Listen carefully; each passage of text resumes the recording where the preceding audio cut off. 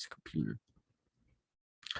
All right, welcome into the Hawk's Nest of Peak Performers, the podcast where I gather together high performers in various fields and have conversations that seek to empower people to pursue their passions. So I am Ryan, the RyBred Hawks, and today I have a fellow Ryan with me, Ryan Teigan. How are you doing? Good. I'm good. Thanks for having me. Nice. Yeah, it's fitting that we fellow Ryan is here for the first podcast. So that's awesome. But tell me a little bit about yourself. Yeah, so we're in the same program at National University for sports psychology in the master's program. I grew up in North Dakota, originally played pretty much every sport under the sun every season. And then I got into running, and I've been a runner for probably 12 years now. I ran track and cross country in both high school and college, and I got into it a little bit more just in my collegiate career, and just really learning what it meant to be an athlete, even if we're just running 10, 15 miles a day. That's still a little bit of a mind game, which got me into sports psychology a little bit more. So that's kind of what took me down the path of how I got here, basically. Nice. Yeah, that's awesome. So when you started running, was that something you did early on, or did you play other sports before you got to running and stuff like that? I bounced back and forth between both sides of the force, is what I like to call people. I played, second grade was when I officially joined cross country, Okay. but I was also playing football. So I would go to both practices probably 3 times a week. And then 8th grade, I was in football. Decided that's kind of the end. I had the closure that I needed. And then didn't look back from there. Right. And did you feel like an athlete even when you were playing football, or was it kind of more as a cross country runner? It was definitely different energy systems. That's for sure. I felt like I was one of the more athletic ones when it came to playing football. Just I was a little bit taller, being 5'8", 5'7" in 8th grade, and still being able to run a half mile, doing all this summer conditioning, thinking I was going to run cross country, went into football instead and had all these miles under my legs, which none of the other guys had. So that definitely gave me a leg up, but I was nowhere near in the shape that I needed to be, or that I would have been if I would have continued running. Wow. Nice. Yeah. What did you play in football? What position? All over. All over. Nice. Mostly defensive end and a little bit of defensive tackle and linebacker. All right. So in football, and I'm asking this because I'm interested in myself, and I'll tell you why in a minute. But did you still have like a runner's build even when you played? You're playing like defensive end and stuff and defensive tackle. Yeah, I mean, it was 8th grade. I haven't really grown much since then. I was a early grower. Yeah. So I pretty much had the same build for the last 10 years. And, you kind of have that 5'7", 5'8" height with leanness of running, 150, 200 miles in 3 months. You're going to have a runner's build out there. But in 8th grade, you have all types of builds. Yeah, that's true. Cause I was a lot of similarity. Yeah. I was the second tallest 8th grader at 5'10" or something, and I'm like, man, I'm gonna be like 6'3" or something. And that was it. I didn't grow anymore. I just stayed that height. But aside from that, I didn't start really playing like tackle football. I didn't join until my high school JV team. And I really wanted to be a defensive end, but they weren't having it. Like, you're too small, man. I weighed 140 pounds though at the time. I was a runner, but not like professionally like that. I've always done liked distance running, but yeah, they wouldn't let me do it, man. They threw me at corner. No, I was never fast enough for that. Yeah, I could do I could had a good sprint, but I also had real good endurance. I don't know why I didn't join cross country. I probably should have. But that's why I stuck to flag football, because they let me be defensive end in flag football, and I would just like blast around these bigger offensive linemen. It was fun. Sure. Yeah. So now we're at, how much running do you still do? Currently so during the pandemic, at the initial start of the pandemic, I was kind of closing out the end of my college career. I didn't have any indoor eligibility. So I was kind of done for a couple months, and then I started kind of digging back into it once the pandemic 2020 started kicking along a little bit more. Got injured, so I kind of went through another cycle of not running. Oh, But I'm man. back up. The goal is to run a half marathon in October. Right. So I'm just kind of in the first few weeks of this 12-week program that I just wrote up. At least get me in shape to make it across those 13 miles in a decently good time. But Nice. Yeah, I might have to hit you up later for that. It's always been one of my goals to run a marathon. So a half marathon would probably be what I was thinking of starting at, and really get serious about it. I might have to get some training tips from you on that later on. yeah, for sure. Nice. Sure. And so how much of your identity is tied to being running cross country and all that good stuff? That's a great question. And I'll tell you why. Because Yeah. during the course of probably from 15 to maybe 18 or 19, Right. that was probably about 75% of my identity, which is still a good chunk, Yeah. right? Like when you're in high school, you're an athlete, you hang out with you hang out with your team, maybe other couple buddies that you've known with the grade school for quite a long time. You have maybe another couple of clubs that you did. I was in orchestra, so I was in there. Um, I had I think another one or two clubs. I was in Boy Scouts that I was a part of, but running was always kind of the thing, the backbone. And it wasn't until college that, a lot of that stuff, a lot of that structure went away, Right. and running kind of takes over at that point. You're going to school, you're going to running, you might have a couple of friends on the side or a girlfriend or things like that, but that's it Yeah. as a college athlete. And for a lot of athletes, that can be a bit lonely Hmm. until you realize what the actual problem is. And the problem is you're too attached to whatever sport you're doing. So that's something that I've taken consideration to my own identity over the last, probably, I would say 2 years, Hmm. where I've really tried to find that balance again between running and doing all these other things. So it's not just so consumed by it. Yeah. Wow. Yeah. And I'm sure you've probably, as we've gone through some of the coursework together in school, seen that there is all often this big conundrum that happens in the athlete's identity. Once they're starting to move beyond that after being consumed by it for so long. Like, what else are we beyond that? And how do we come to terms with that? When that kind of twilight sets on it, and even if obviously we can continue to do this in our free time or whatever, but like not as much as we used to, right?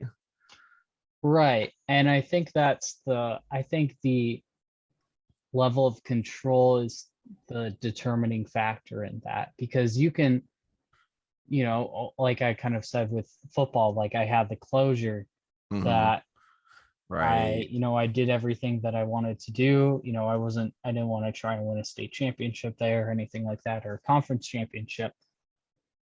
But, when you think about all the athletes that went into the indoor season of 2020 or the winter season of 2020, and their seasons just ended like that, Yeah. That's identity foreclosure. That's a part of themselves that they just had no control over, no say in, yep, you're done, Yeah. right? It's like having your third concussion, like you're done. There's no closure, there's no last goodbye, there's no last victory lap around the track, nothing.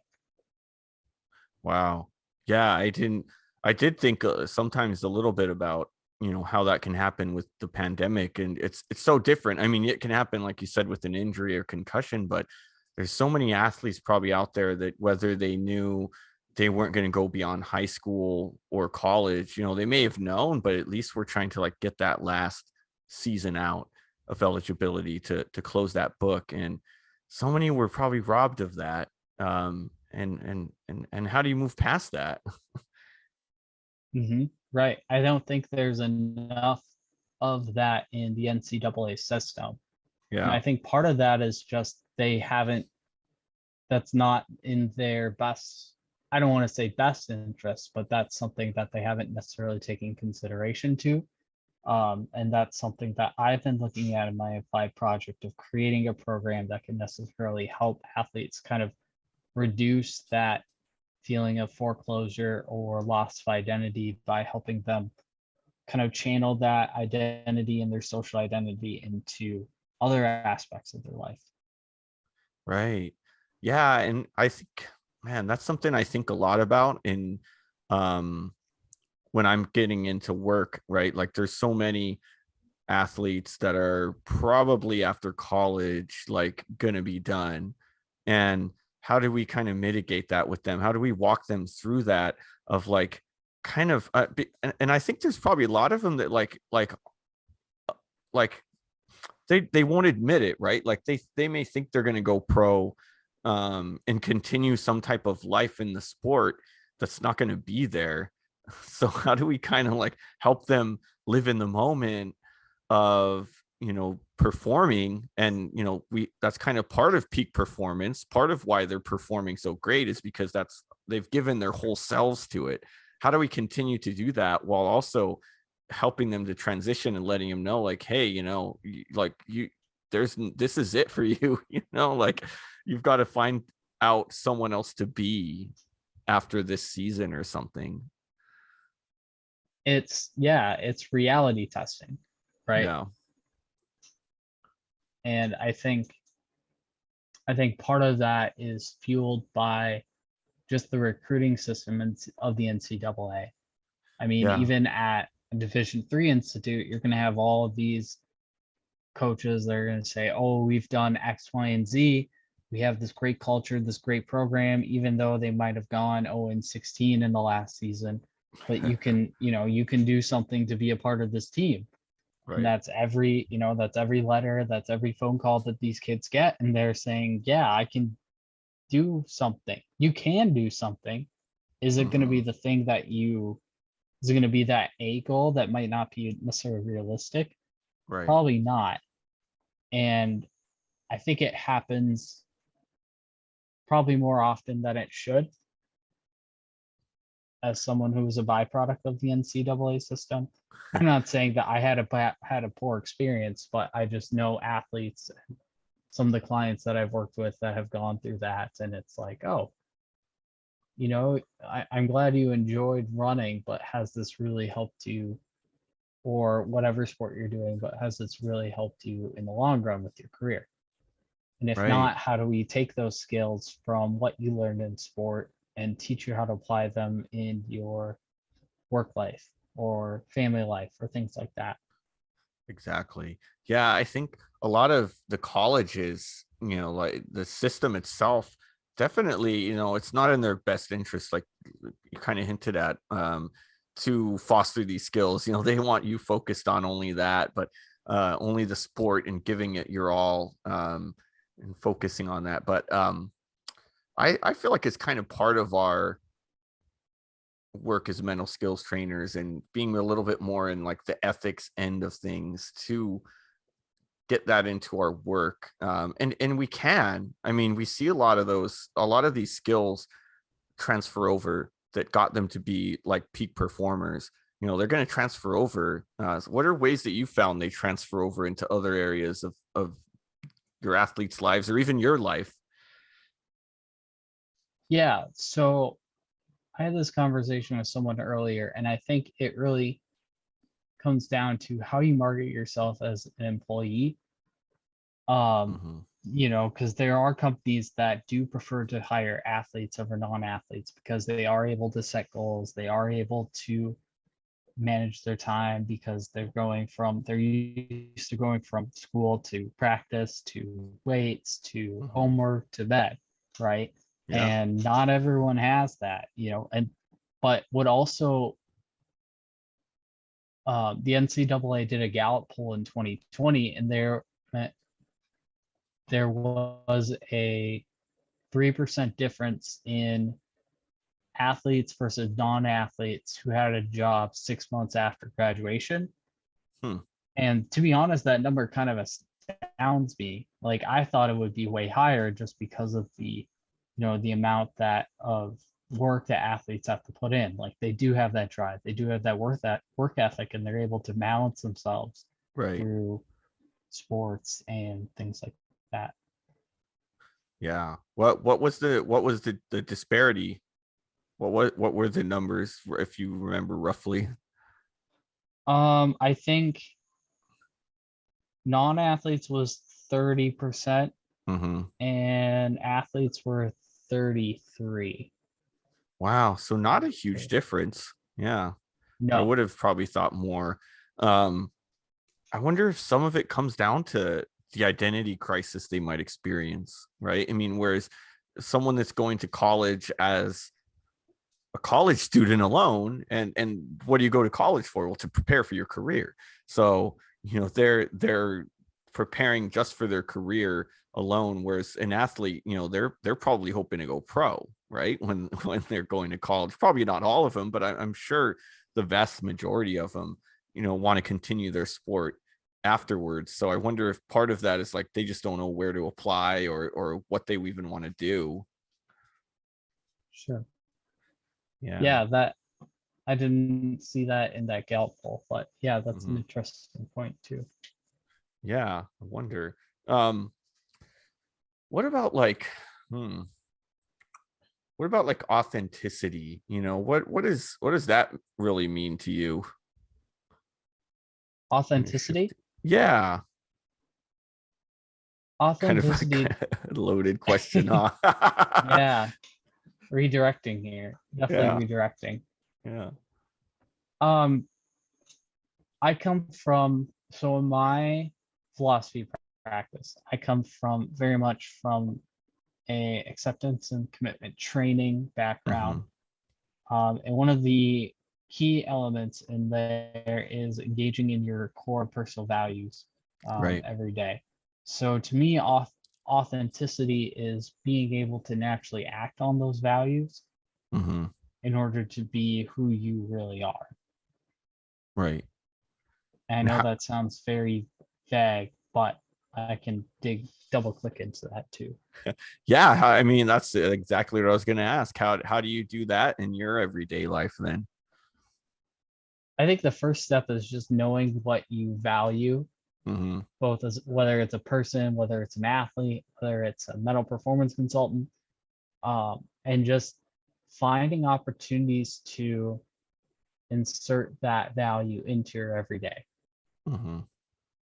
right? So I think, you can think about work ethic or perseverance for one, Right. right? What does that look like during your everyday? Is it like, oh, I got all these different things, I'm just gonna bum out on the couch, or am I gonna, pull myself up by my bootstraps even after having a rough night of sleeping or whatever, and I'm just gonna get the stuff done? Yeah. Or trying to balance a 40-hour work week on top of trying to get a master's. That's living your values right there. Right. Yeah. And do you think a lot of those values have kind of seeped over, right? I mean, perseverance, that's a huge thing in running, right? I mean, that's the kind of key in especially cross country and long distance running. So it's kind of shaped your identity and come into a value of yours, it sounds like, huh? Mm-hmm. Yeah. Mm-hmm. And then now in living that, how do you kind of use that with the athletes that you work with, or even in other things you do? I know you're not a full-time mental skills trainer and such now. Not yet. Yeah, yet. Yeah, um, I should have added that. Yet. yet. Mhm. Yeah. Well, I think coming from a human-centered approach, Right. you can teach athletes how to be perseverant, Mhm. but you also have to come from that space of empathy first, Yeah. right? And I think that's also something that you have to put on yourself, where you can't just, this is something that I learned throughout that kind of that loss of identity with running, where you don't necessarily just grit every mile out one by one by one. You Mhm. can't just shut out that little voice in your head that says, oh yeah, it's hard. You have Mhm. to acknowledge that voice, because there's some part of you that doesn't want to do it, Right. right? And there's some part of you that doesn't want to change. And you have to acknowledge that that voice is there in order to get past it. I like to think of it almost as just coaching your inner 12-year-old or your inner child Yeah. that doesn't know what it means to do hard things. It's saying, okay, buddy, I understand you. I understand this is hard. How are we going to get through this? Right? Instead of just shying away from it, it's trying to solve the problem instead. Yeah. Whether And it's, so that's like the acceptance part, is accepting that it's hard, right? yeah, accepting Mm-hmm. that those thoughts are there, Mm, accepting that the reality is you might be running 12, 15 miles and doing, pickups in the middle, or you might be doing a hill workout or a tempo run in the middle. But you put yourself there in that position, right. and you can either shy away from it and say, oh yeah, I just didn't do it that day, or you can say, hey, I got better out of this. Like, it was hard, but I I did better. I got better. Mm-hmm. Yeah. I think it helps too when we kind of put that last part in there. Like it's hard, but what am I getting from it? And seeing that we don't always think of that end result. Sometimes we think there isn't one. And sometimes we have to just set a goal for it, right? Make one up Mm-hmm. if we have to, Mm-hmm. you know, Even that if it's just breaking it down one piece at a time. yeah, it is something I really am lately. I've been coming back. Like I said, it's kind of timely here. I've been coming back to running too, in my wanting to set a goal. And for a while I noticed that, I was getting tired, or, I'm questioning myself, like, oh man, do I still have it? It's just because I'm getting older that I'm slower, and my legs hurt faster. And at that point I was just kind of doing it for fun on my lunch. And when I finally decided, well, shoot, man, if I'm going to run a marathon, I got to get my endurance up. And I get to this point where, yeah, it's hurting, I'm out of breath, I'm sore. And usually it's at this point, okay, I'm going to take a break. Maybe I'm only like a couple miles in, take a break and walk for a bit. But when I started to push myself, I was like, well, no, I need to be able to run longer without stopping. And so I would start setting goals of, like, I'm going to get this far before I can stop, and this far. And like one day I noticed, like, after a while of pushing, I'm like, okay, well, I accept that it still hurts, but I can actually get through this. And it doesn't hurt as bad as I maybe thought it did, just by setting that goal and committing to going further. All of a sudden it's like I leveled up or something. It was weird. Right. Yeah. So I don't know if that really has much to do with acceptance commitments, but hey, a little bit. Well, I think it's, there's part of that where you are setting a goal and you're saying you're kind of driving your behavior to do X, Y, and Z. Mhm. But I think another way of looking at it is just being curious to your potential, Yeah. right? Exploring your potential. I think I was always very goal driven Right. from a very young age. And that's how I got into college running and, the program that I was in. But at one point, goals, if you don't learn how to keep your ego in check, the ego is a very sneaky thing, Mhm. right? You can have the best race of your life and say, yeah, that was great, but I could have done X, Y, and Z and it would have been so much better, even though you would have ran probably the best race of your life on that day. And that's Yeah. definitely something that it takes runners a long time. And there are runners that probably spend their entire careers without ever thinking about that. Of Yeah. instead of saying, I have to go run this pace, putting yourself out there at a pace that might just be a little bit out of your comfort zone and saying, hey, this hurts, but let's just see what happens. Yeah. And I personally, that's more of an anecdote where over a season, my sophomore season of cross country, I came back from low iron. I had a ferritin level of 6, which is pretty rough, which is pretty low. That's, borderline, you're stuck in the hospital for a week. Oh, Um, wow. but that summer, I really started to dig into, what was this that drove me to this point, Mm-hmm. and what drove me to burn out this bad that I had to go, I had to go get a iron check or a blood check. And when you learn how to let go of that, that's kind of the lock on the door to your potential, Right. right? It's self-handicapping. Hmm. Wow. Yeah, that's so it's tough in sport to know, like, find these balances of, like, pushing yourself too far and not enough.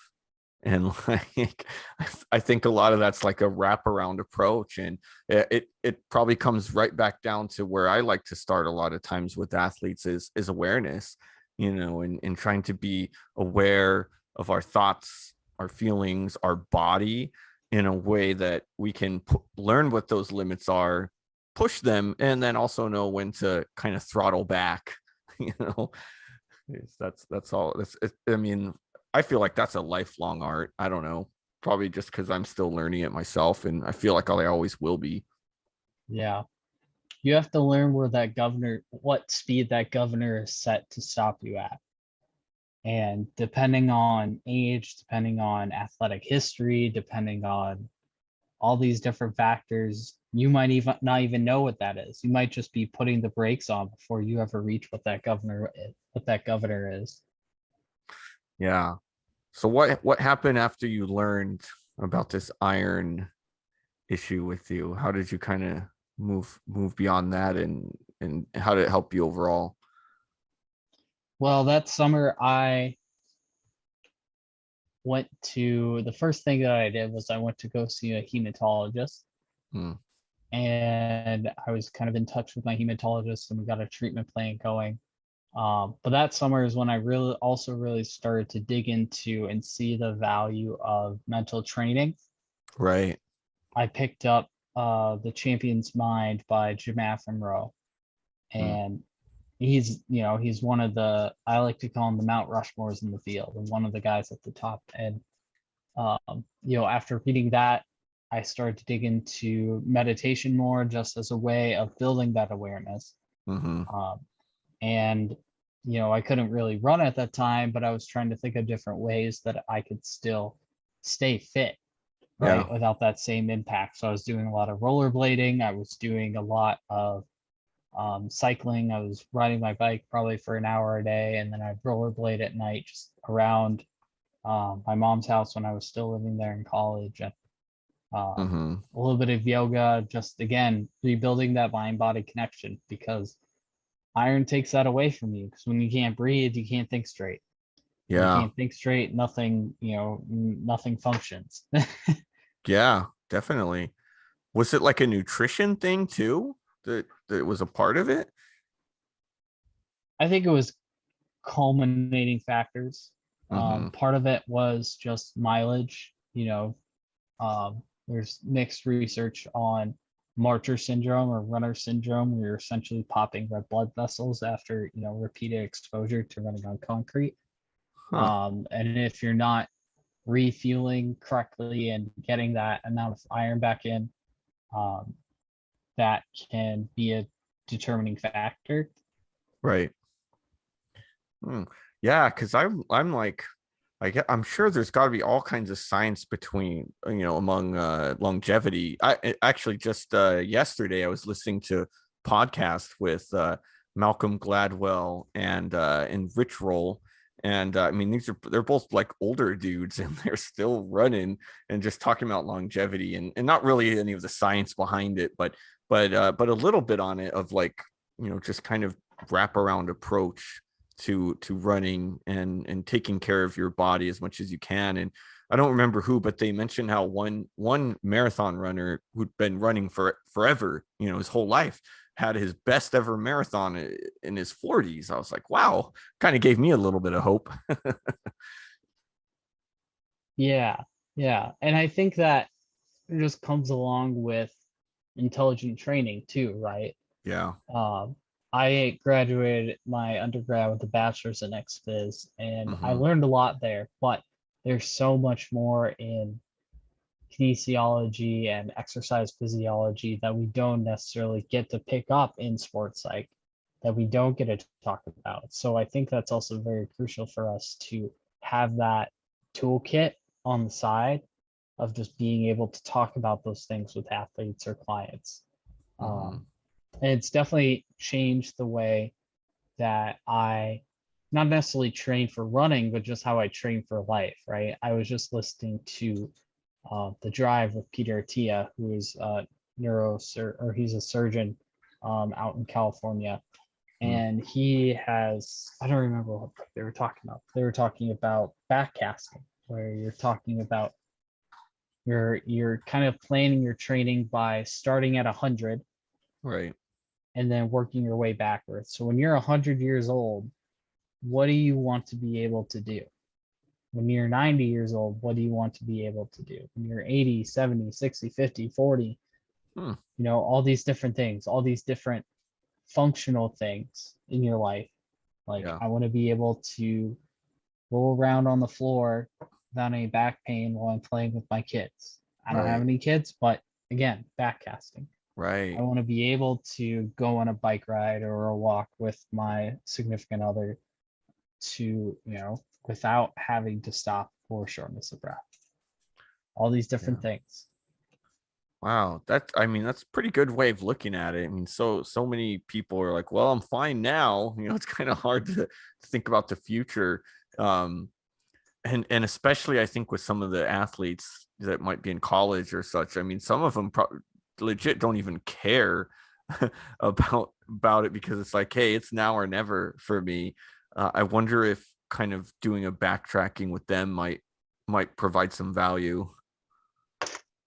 I think it's good information for them, Yeah. but I also think they're young enough that they can kind of just do, you're invincible. Like I'm 24. I don't feel the same that I did when I was, 21, when I was running 70 miles a week and I could still squat over 200 pounds on top of that. Yeah. I'm not that same person anymore. So I even have to start looking at it differently, how I exercise. Yeah. But how much of that is in our mind? I don't know. I mean, I think for sure there's like the mileage, like you mentioned, but I wonder if I feel like age still is such a thing that it's like can be a self-fulfilling prophecy. And I try not to get in that mindset either, but I'm 32 now and I'm like, oh man, I feel this, but how much of it is just like because I did have a few years where I just wasn't taking care of my body. Now I'm Mhm. starting to again. So I'm like, can I get back to where I was? I was at my best physical shape in my mid 20s. So I was doing well at that point and then just kind of fell off. So I question it to an extent. I think there's some irreparable damage, but I think a lot of it's still a number, but what do I know? For sure. For Yeah. sure. And I mean, it is also self-handicapping yourself, but it's also a changing goals, right? Yeah. I have this short-term goal of I want to run a half marathon and Yeah. X minutes, X, trying to do the whole smart goal thing. But it's more of like I want to be able to, walk independently. I want to be able to be able to go just explore, live life with my family, later down the road. And, some of the training that I did in my early 20s, I don't do that anymore just because of, just because of the damage that does. And it doesn't have the same effect on my body as it did 3-4 years ago. Yeah, that's a good point, in that regards, because some of that is going to have short-term positive results, but damage you for if you do a lot, I mean, if what is squatting a buttload of weights do to your knees in the long term, or deadlifting? I mean, maybe go less for longevity when we're backtracking like that. Might be a good idea. What? Oh, no, I forgot. No, it's gone forever. Well, I think that's a big part of what I had so far. One thing I was gonna, I'm still kind of getting this segment out of kind of how I wanted to do it. So I had like a grab bag of mental skills activities to try out with people, but because you're here, also mental skills trainer, what's one of your favorite little grab bag activities that you like to do with your athletes? Yeah. So I think one that I've recently been picking up on more is diffusion, which is a skill or technique in ACT, where you're essentially developing this mental distance from your thoughts, right? This is the acceptance piece, and acceptance and commitment. So one of the ways of using diffusion that I like to use, I picked up from The Happiness Trap by Russ Harris, is the silly voice technique. So I want you to take some of those thoughts that you're just talking about, one of those thoughts from you personally with running, whether it's a self-judgment or self-criticism or negative thought, and just really believe it for about 10 seconds. Okay. All right. Say it in your head. All right. Should I say it out loud? No. You can say it afterwards. Okay, good. Okay, Once we're done, this is a 4-step process. I like it. Okay.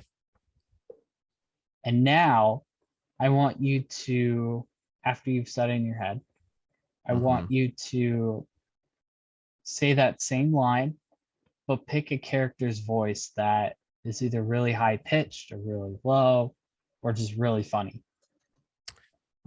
Okay. All right. Yeah, I can already picture it. It's pretty funny. So what happened to that thought? Now it just sounds ridiculous. Right? It's silly, right? Yeah. All these thoughts are that internal dialogue that we have in the back of our head is just words. And if we put a different filter on it, it doesn't hold the same amount of weight. Yeah. Now, say that, go back to your original voice. Say it again in your head. Does it have the same weight as it did before? No. Now I can't. No. Now I can't not hear it. It was Courage the Cowardly Dog. You might be too young for that one, from Cartoon Network. Yeah, I remember Courage. Oh, good. Yeah. So that's who the voice is now. He's the funniest one I could think of. Yeah, and it was like, it was like, your knees ain't what they used to be, and I ain't gonna try to say it in his voice right now, but I have it in my head. I usually like to use SpongeBob. Oh, that's a good one. I always add the little laugh that he has at the end. And I think about the actor that played SpongeBob's voice and how he would always tap his Adam's apple when he was laughing. I did not know that. That's how you get that. Yeah. So do you see the actor doing that, or do you see SpongeBob doing it? I see the actor doing it, but with SpongeBob voice, obviously. Yeah. Yeah, but the point is, this is a way of building that mental space, because you are not your thoughts. Your actions aren't driven by your thoughts. They can be influenced, but this isn't a if A then B statement here. And what it's really doing is it's building that space to not necessarily act on your thoughts, but say, hey, I'm having this thought. Yeah. What am I going to do with it? Right? Hmm. Am I going to own it, or is it going to own me? Yeah. Yeah, I like that. I never thought of that. I'm really big on reframing, but I'm like, putting it in a positive light. And recently I was kind of thinking, well, what if they can't put it positively? Not everybody has the same positive. Like I'm kind of positive to a fault sometimes. So I like this way because it's like it's not it doesn't make it a positive thing. It's just like, hey, it's a funny now it's a funny thought that we don't necessarily take seriously. Yeah.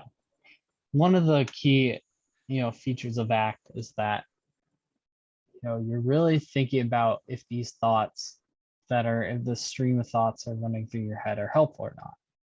Yeah. And, in the book, they were talking about, or Russ Harris was talking about, hypothetically, you had a patient with cancer, terminal cancer, who was going through diffusion and saying, oh, this isn't really helping. The whole Yeah. point of it is this isn't going to treat your anxiety or anything like that. The whole point of it is learning how to accept that you're having these thoughts and building space against them. Right. Right. And just thinking, is this thought helping me or not helping me right now? Yes. Yeah. I like to call it, is it adaptive or maladaptive? Yeah.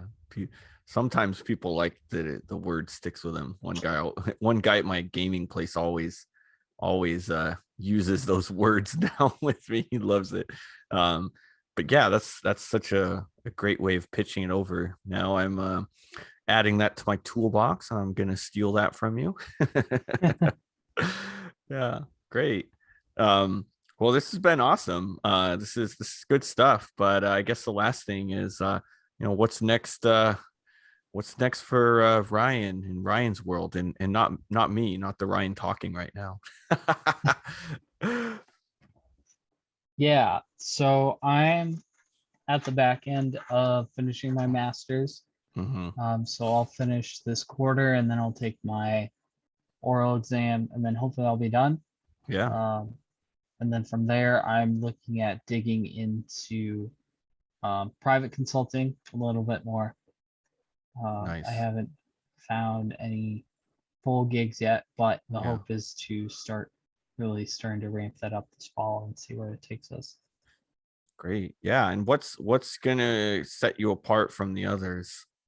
What's gonna be your niche? Have you thought of that?